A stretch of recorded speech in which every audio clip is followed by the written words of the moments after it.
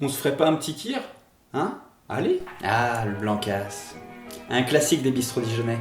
Mais savais-tu que derrière ce cocktail se cachait un maire de la ville de Dijon, un député de l'Assemblée nationale française, un prêtre, un résistant de la Seconde Guerre mondiale et même un pote de Nikita Khrouchtchev?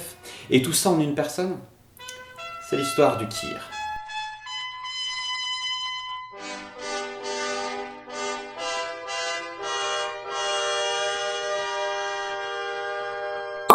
Alors, la base, comment faire un Blancas? Il vous faut la crème de cassis, du vin blanc aligoté de Bourgogne si possible. Un vin blanc sec peut faire l'affaire, désolé pour les puristes, mais par contre c'est du cassis. Hein. Je veux pas entendre un kir framboise, un kir pêche, un kir pastèque, non. C'est du cassis, sinon c'est un blanc framboise. C'est pas... Voilà, à la vôtre. La Bourgogne. Le Blancas prend officiellement le nom de kir en 1953 lorsque l'industriel Leger Lagoutte va demander l'autorisation au chanoine kir d'utiliser son nom à des fins industrielles, c'est-à-dire commercialiser le cocktail. Mais qui est Félix Kir? Eh bien, beaucoup de légendes entourent ce personnage qui lui-même aimait grossir le trait de ses histoires. Sa vie reste néanmoins fantastique. Félix Kir est né à la fin du 19e siècle. Très jeune, il rentre dans les ordres et est ordonné prêtre à l'âge de 24 ans. Très vite, il va montrer une envie de s'impliquer dans la vie civique, et ce, malgré une atmosphère anticléricale.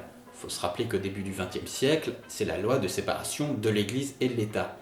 Il subit quelquefois des petites blagues des jeunes de la ville, et du coup il a l'idée de les rassembler dans un club de gym, et en référence au cours d'eau qui traverse la ville de son mandat, il va appeler le club les Marsouins de la Baise. Parce que c'était à Baise. Les Marsouins de la Baise. Ça n'a aucun rapport avec notre histoire, mais j'aime bien cette anecdote.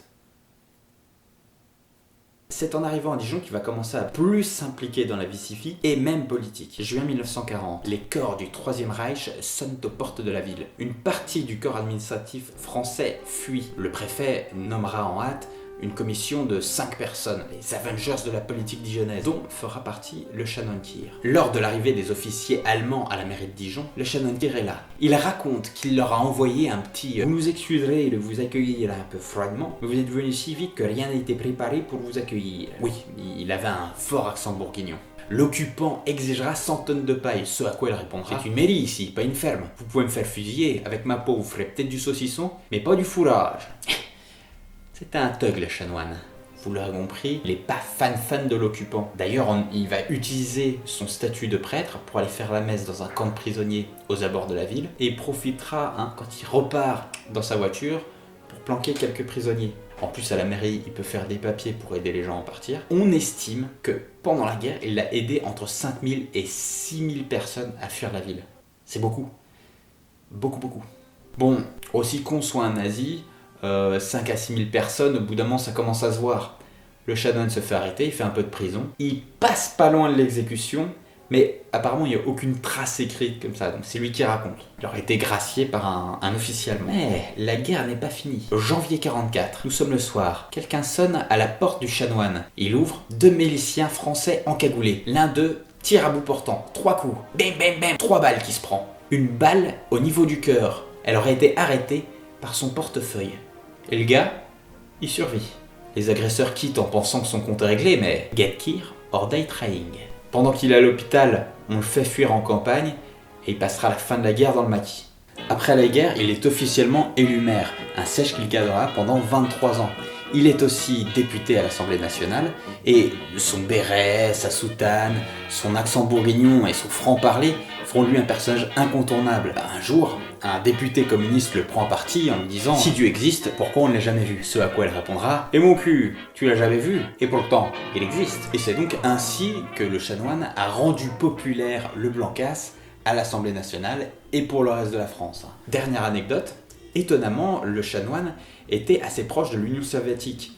On est en pleine guerre froide et lui, il jumelle la ville de Dijon avec Stalingrad. Il va même inviter le premier secrétaire du Parti communiste à venir à Dijon. Sauf que là, le gouvernement français, il est pas très content. C'est les républicains, ils disent « Ne me fais pas, chanoine, il balèque ». Il y a l'église qui est impliquée jusqu'au pape. Le pape va écrire au chanoine en disant « Tu fais pas ça, on reste copains ». Le patron a parlé, la rencontre n'aura pas lieu. C'est dommage. Pour l'occasion, les bistrots dijonnais avaient inventé un cocktail, le double K. Double K. Kir Khrouchtchev. Qu'est-ce qu'il y a dedans? Aligoté, crème de cassis, vodka. Pas le temps de niaiser. Hey, c'est quoi l'histoire de la vodka? Merci d'avoir suivi le premier épisode de l'histoire à boire. Premier épisode parce qu'il y aura peut-être d'autres, parce qu'il y a beaucoup d'histoires à raconter autour de nos godets. À bientôt peut-être. Et surtout, n'oubliez pas d'y boire. Attends, non, ça c'est déjà pris, pardon. Ouais, je l'ai. Bon apéro, buvez responsablement, mais buvez quand même.